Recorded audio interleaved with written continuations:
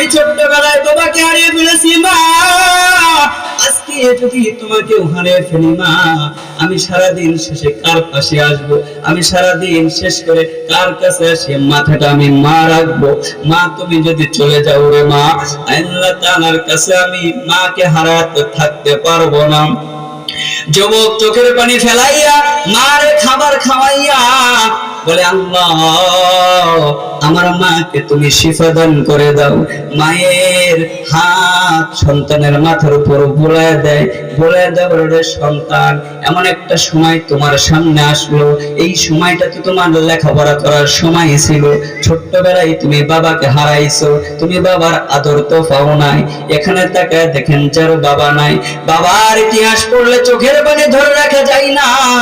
আগের জামানায় এখন তো অভাব নাই।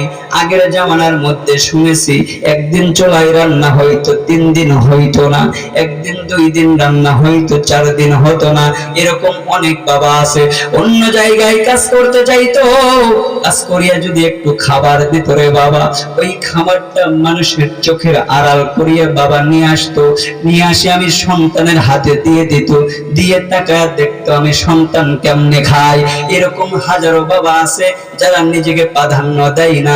ঈদের সময় আসলে আমার বাবা মাঝে মাঝে দেখেছি নতুন কোনো পোশাক পরতো না, বাবা মা আমাদেরকে নতুন পোশাকের ব্যবস্থা করে দিত। মাঝে মাঝে গামছা মুখে দিয়ে কান্না করতো, বাবা